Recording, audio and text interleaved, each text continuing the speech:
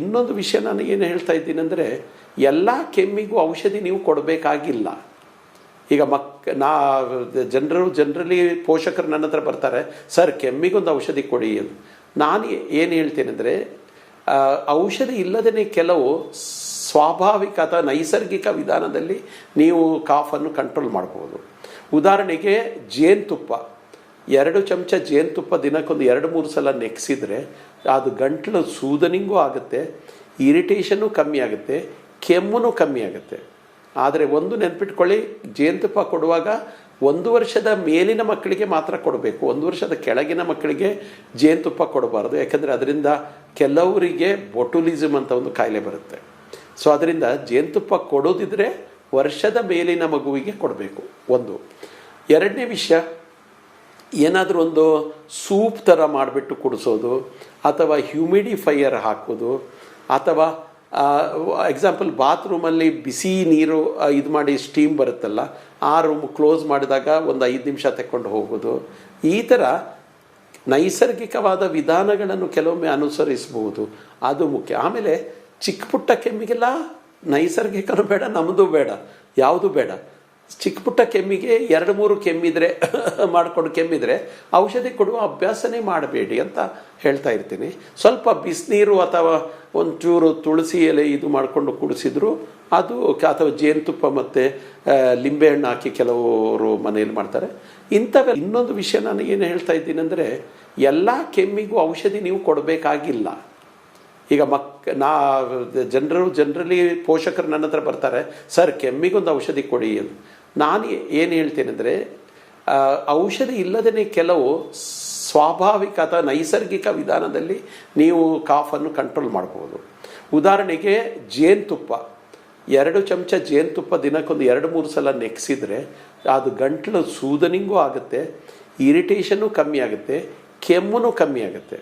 ಆದರೆ ಒಂದು ನೆನ್ಪಿಟ್ಕೊಳ್ಳಿ, ಜೇನುತುಪ್ಪ ಕೊಡುವಾಗ 1 ವರ್ಷದ ಮೇಲಿನ ಮಕ್ಕಳಿಗೆ ಮಾತ್ರ ಕೊಡಬೇಕು. 1 ವರ್ಷದ ಕೆಳಗಿನ ಮಕ್ಕಳಿಗೆ ಜೇನುತುಪ್ಪ ಕೊಡಬಾರ್ದು. ಯಾಕಂದರೆ ಅದರಿಂದ ಕೆಲವರಿಗೆ ಬೊಟುಲಿಸಮ್ ಅಂತ ಒಂದು ಕಾಯಿಲೆ ಬರುತ್ತೆ.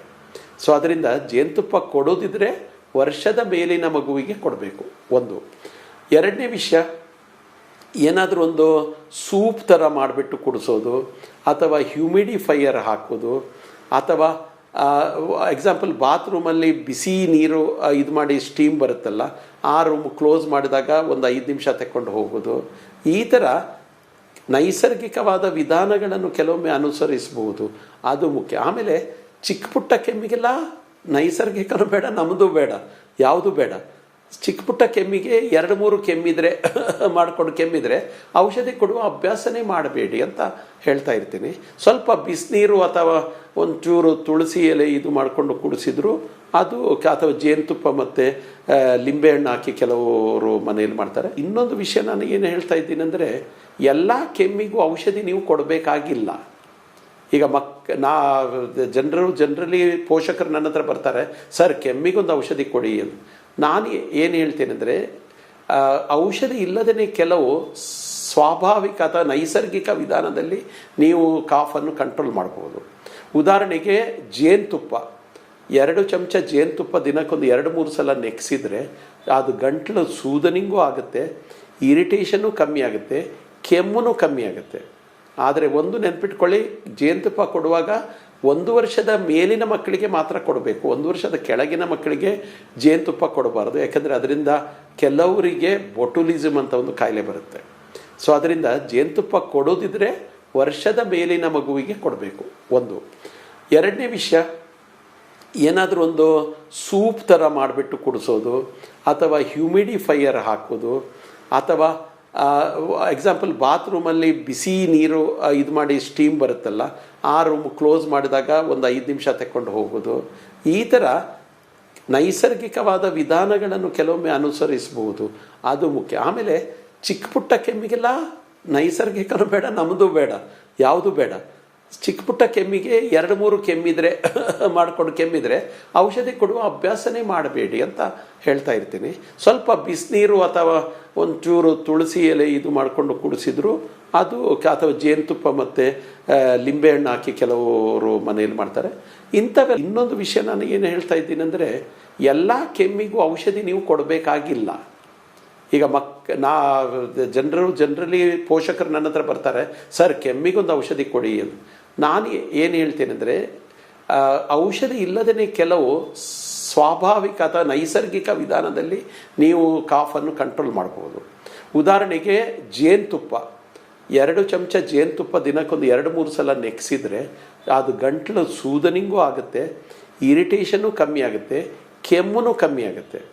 ಆದರೆ ಒಂದು ನೆನ್ಪಿಟ್ಕೊಳ್ಳಿ, ಜೇನುತುಪ್ಪ ಕೊಡುವಾಗ 1 ವರ್ಷದ ಮೇಲಿನ ಮಕ್ಕಳಿಗೆ ಮಾತ್ರ ಕೊಡಬೇಕು. 1 ವರ್ಷದ ಕೆಳಗಿನ ಮಕ್ಕಳಿಗೆ ಜೇನುತುಪ್ಪ ಕೊಡಬಾರ್ದು. ಯಾಕಂದರೆ ಅದರಿಂದ ಕೆಲವರಿಗೆ ಬೊಟುಲಿಸಮ್ ಅಂತ ಒಂದು ಕಾಯಿಲೆ ಬರುತ್ತೆ. ಸೊ ಅದರಿಂದ ಜೇನುತುಪ್ಪ ಕೊಡೋದಿದ್ರೆ ವರ್ಷದ ಮೇಲಿನ ಮಗುವಿಗೆ ಕೊಡಬೇಕು. ಒಂದು. ಎರಡನೇ ವಿಷಯ, ಏನಾದರೂ ಒಂದು ಸೂಪ್ ಥರ ಮಾಡಿಬಿಟ್ಟು ಕುಡಿಸೋದು, ಅಥವಾ ಹ್ಯೂಮಿಡಿಫೈಯರ್ ಹಾಕೋದು, ಅಥವಾ ಎಕ್ಸಾಂಪಲ್ ಬಾತ್ರೂಮಲ್ಲಿ ಬಿಸಿ ನೀರು ಇದು ಮಾಡಿ ಸ್ಟೀಮ್ ಬರುತ್ತಲ್ಲ, ಆ ರೂಮ್ ಕ್ಲೋಸ್ ಮಾಡಿದಾಗ ಒಂದು 5 ನಿಮಿಷ ತಗೊಂಡು ಹೋಗೋದು. ಈ ಥರ ನೈಸರ್ಗಿಕವಾದ ವಿಧಾನಗಳನ್ನು ಕೆಲವೊಮ್ಮೆ ಅನುಸರಿಸಬಹುದು, ಅದು ಮುಖ್ಯ. ಆಮೇಲೆ ಚಿಕ್ಕ ಪುಟ್ಟ ಕೆಮ್ಮಿಗೆಲ್ಲ ನೈಸರ್ಗಿಕನೂ ಬೇಡ, ನಮ್ಮದು ಬೇಡ, ಯಾವುದು ಬೇಡ. ಚಿಕ್ಕ ಪುಟ್ಟ ಕೆಮ್ಮಿಗೆ 2-3 ಕೆಮ್ಮಿದ್ರೆ ಮಾಡಿಕೊಂಡು ಕೆಮ್ಮಿದ್ರೆ ಔಷಧಿ ಕೊಡುವ ಅಭ್ಯಾಸನೇ ಮಾಡಬೇಡಿ ಅಂತ ಹೇಳ್ತಾ ಇರ್ತೀನಿ. ಸ್ವಲ್ಪ ಬಿಸಿನೀರು ಅಥವಾ ಒಂಚೂರು ತುಳಸಿ ಎಲೆ ಇದು ಮಾಡಿಕೊಂಡು ಕುಡಿಸಿದ್ರು ಅದು, ಅಥವಾ ಜೇನುತುಪ್ಪ ಮತ್ತು ಲಿಂಬೆಹಣ್ಣು ಹಾಕಿ ಕೆಲವರು ಮನೆಯಲ್ಲಿ ಮಾಡ್ತಾರೆ. ಇಂಥವೆಲ್ಲ ಇನ್ನೊಂದು ವಿಷಯ ನಾನು ಏನು ಹೇಳ್ತಾ ಇದ್ದೀನಿ ಅಂದರೆ, ಎಲ್ಲ ಕೆಮ್ಮಿಗೂ ಔಷಧಿ ನೀವು ಕೊಡಬೇಕಾಗಿಲ್ಲ. ಈಗ ಜನರಲಿ ಪೋಷಕರು ನನ್ನ ಹತ್ರ ಬರ್ತಾರೆ, ಸರ್ ಕೆಮ್ಮಿಗೊಂದು ಔಷಧಿ ಕೊಡಿ ಎಂದು. ನಾನು ಏನು ಹೇಳ್ತೇನೆ ಅಂದರೆ, ಔಷಧಿ ಇಲ್ಲದೇ ಕೆಲವು ಸ್ವಾಭಾವಿಕ ಅಥವಾ ನೈಸರ್ಗಿಕ ವಿಧಾನದಲ್ಲಿ ನೀವು ಕಾಫನ್ನು ಕಂಟ್ರೋಲ್ ಮಾಡ್ಬೋದು. ಉದಾಹರಣೆಗೆ ಜೇನುತುಪ್ಪ, 2 ಚಮಚ ಜೇನುತುಪ್ಪ ದಿನಕ್ಕೊಂದು 2-3 ಸಲ ನೆಕ್ಸಿದ್ರೆ ಅದು ಗಂಟಲು ಸೂದನಿಂಗೂ ಆಗುತ್ತೆ, ಇರಿಟೇಷನ್ನು ಕಮ್ಮಿ ಆಗುತ್ತೆ, ಕೆಮ್ಮು ಕಮ್ಮಿ ಆಗುತ್ತೆ. ಆದರೆ ಒಂದು ನೆನ್ಪಿಟ್ಕೊಳ್ಳಿ, ಜೇನುತುಪ್ಪ ಕೊಡುವಾಗ 1 ವರ್ಷದ ಮೇಲಿನ ಮಕ್ಕಳಿಗೆ ಮಾತ್ರ ಕೊಡಬೇಕು. 1 ವರ್ಷದ ಕೆಳಗಿನ ಮಕ್ಕಳಿಗೆ ಜೇನುತುಪ್ಪ ಕೊಡಬಾರ್ದು. ಯಾಕಂದರೆ ಅದರಿಂದ ಕೆಲವರಿಗೆ ಬೊಟುಲಿಸಮ್ ಅಂತ ಒಂದು ಕಾಯಿಲೆ ಬರುತ್ತೆ. ಸೊ ಅದರಿಂದ ಜೇನುತುಪ್ಪ ಕೊಡೋದಿದ್ರೆ ವರ್ಷದ ಮೇಲಿನ ಮಗುವಿಗೆ ಕೊಡಬೇಕು. ಒಂದು. ಎರಡನೇ ವಿಷಯ, ಏನಾದರೂ ಒಂದು ಸೂಪ್ ಥರ ಮಾಡಿಬಿಟ್ಟು ಕುಡಿಸೋದು, ಅಥವಾ ಹ್ಯೂಮಿಡಿಫೈಯರ್ ಹಾಕೋದು, ಅಥವಾ ಎಕ್ಸಾಂಪಲ್ ಬಾತ್ರೂಮಲ್ಲಿ ಬಿಸಿ ನೀರು ಇದು ಮಾಡಿ ಸ್ಟೀಮ್ ಬರುತ್ತಲ್ಲ, ಆ ರೂಮ್ ಕ್ಲೋಸ್ ಮಾಡಿದಾಗ ಒಂದು 5 ನಿಮಿಷ ತಗೊಂಡು ಹೋಗೋದು. ಈ ಥರ ನೈಸರ್ಗಿಕವಾದ ವಿಧಾನಗಳನ್ನು ಕೆಲವೊಮ್ಮೆ ಅನುಸರಿಸಬಹುದು, ಅದು ಮುಖ್ಯ. ಆಮೇಲೆ ಚಿಕ್ಕ ಪುಟ್ಟ ಕೆಮ್ಮಿಗೆಲ್ಲ ನೈಸರ್ಗಿಕನೂ ಬೇಡ, ನಮ್ಮದು ಬೇಡ, ಯಾವುದು ಬೇಡ. ಚಿಕ್ಕ ಪುಟ್ಟ ಕೆಮ್ಮಿಗೆ 2-3 ಕೆಮ್ಮಿದ್ರೆ ಮಾಡಿಕೊಂಡು ಕೆಮ್ಮಿದ್ರೆ ಔಷಧಿ ಕೊಡುವ ಅಭ್ಯಾಸನೇ ಮಾಡಬೇಡಿ ಅಂತ ಹೇಳ್ತಾ ಇರ್ತೀನಿ. ಸ್ವಲ್ಪ ಬಿಸಿನೀರು ಅಥವಾ ಒಂಚೂರು ತುಳಸಿ ಎಲೆ ಇದು ಮಾಡಿಕೊಂಡು ಕುಡಿಸಿದ್ರು ಅದು, ಅಥವಾ ಜೇನುತುಪ್ಪ ಮತ್ತು ಲಿಂಬೆಹಣ್ಣು ಹಾಕಿ ಕೆಲವರು ಮನೆಯಲ್ಲಿ ಮಾಡ್ತಾರೆ. ಇನ್ನೊಂದು ವಿಷಯ ನಾನು ಏನು ಹೇಳ್ತಾ ಇದ್ದೀನಿ ಅಂದರೆ, ಎಲ್ಲ ಕೆಮ್ಮಿಗೂ ಔಷಧಿ ನೀವು ಕೊಡಬೇಕಾಗಿಲ್ಲ. ಈಗ ಜನರಲಿ ಪೋಷಕರು ನನ್ನ ಹತ್ರ ಬರ್ತಾರೆ, ಸರ್ ಕೆಮ್ಮಿಗೊಂದು ಔಷಧಿ ಕೊಡಿ ಎಂದು. ನಾನು ಏನು ಹೇಳ್ತೇನೆ ಅಂದರೆ, ಔಷಧಿ ಇಲ್ಲದೇ ಕೆಲವು ಸ್ವಾಭಾವಿಕ ಅಥವಾ ನೈಸರ್ಗಿಕ ವಿಧಾನದಲ್ಲಿ ನೀವು ಕಾಫನ್ನು ಕಂಟ್ರೋಲ್ ಮಾಡ್ಬೋದು. ಉದಾಹರಣೆಗೆ ಜೇನುತುಪ್ಪ, 2 ಚಮಚ ಜೇನುತುಪ್ಪ ದಿನಕ್ಕೊಂದು 2-3 ಸಲ ನೆಕ್ಸಿದ್ರೆ ಅದು ಗಂಟಲು ಸೂದನಿಂಗೂ ಆಗುತ್ತೆ, ಇರಿಟೇಷನ್ನು ಕಮ್ಮಿ ಆಗುತ್ತೆ, ಕೆಮ್ಮು ಕಮ್ಮಿ ಆಗುತ್ತೆ. ಆದರೆ ಒಂದು ನೆನ್ಪಿಟ್ಕೊಳ್ಳಿ, ಜೇನುತುಪ್ಪ ಕೊಡುವಾಗ 1 ವರ್ಷದ ಮೇಲಿನ ಮಕ್ಕಳಿಗೆ ಮಾತ್ರ ಕೊಡಬೇಕು. 1 ವರ್ಷದ ಕೆಳಗಿನ ಮಕ್ಕಳಿಗೆ ಜೇನುತುಪ್ಪ ಕೊಡಬಾರ್ದು. ಯಾಕಂದರೆ ಅದರಿಂದ ಕೆಲವರಿಗೆ ಬೊಟುಲಿಸಮ್ ಅಂತ ಒಂದು ಕಾಯಿಲೆ ಬರುತ್ತೆ. ಸೊ ಅದರಿಂದ ಜೇನುತುಪ್ಪ ಕೊಡೋದಿದ್ರೆ ವರ್ಷದ ಮೇಲಿನ ಮಗುವಿಗೆ ಕೊಡಬೇಕು. ಒಂದು. ಎರಡನೇ ವಿಷಯ, ಏನಾದರೂ ಒಂದು ಸೂಪ್ ಥರ ಮಾಡಿಬಿಟ್ಟು ಕುಡಿಸೋದು, ಅಥವಾ ಹ್ಯೂಮಿಡಿಫೈಯರ್ ಹಾಕೋದು, ಅಥವಾ ಎಕ್ಸಾಂಪಲ್ ಬಾತ್ರೂಮಲ್ಲಿ ಬಿಸಿ ನೀರು ಇದು ಮಾಡಿ ಸ್ಟೀಮ್ ಬರುತ್ತಲ್ಲ, ಆ ರೂಮ್ ಕ್ಲೋಸ್ ಮಾಡಿದಾಗ ಒಂದು 5 ನಿಮಿಷ ತಗೊಂಡು ಹೋಗೋದು. ಈ ಥರ ನೈಸರ್ಗಿಕವಾದ ವಿಧಾನಗಳನ್ನು ಕೆಲವೊಮ್ಮೆ ಅನುಸರಿಸಬಹುದು, ಅದು ಮುಖ್ಯ. ಆಮೇಲೆ ಚಿಕ್ಕ ಪುಟ್ಟ ಕೆಮ್ಮಿಗೆಲ್ಲ ನೈಸರ್ಗಿಕನೂ ಬೇಡ, ನಮ್ಮದು ಬೇಡ, ಯಾವುದು ಬೇಡ. ಚಿಕ್ಕ ಪುಟ್ಟ ಕೆಮ್ಮಿಗೆ 2-3 ಕೆಮ್ಮಿದ್ರೆ ಮಾಡಿಕೊಂಡು ಕೆಮ್ಮಿದ್ರೆ ಔಷಧಿ ಕೊಡುವ ಅಭ್ಯಾಸನೇ ಮಾಡಬೇಡಿ ಅಂತ ಹೇಳ್ತಾ ಇರ್ತೀನಿ. ಸ್ವಲ್ಪ ಬಿಸಿನೀರು ಅಥವಾ ಒಂಚೂರು ತುಳಸಿ ಎಲೆ ಇದು ಮಾಡಿಕೊಂಡು ಕುಡಿಸಿದ್ರು ಅದು, ಅಥವಾ ಜೇನುತುಪ್ಪ ಮತ್ತು ಲಿಂಬೆಹಣ್ಣು ಹಾಕಿ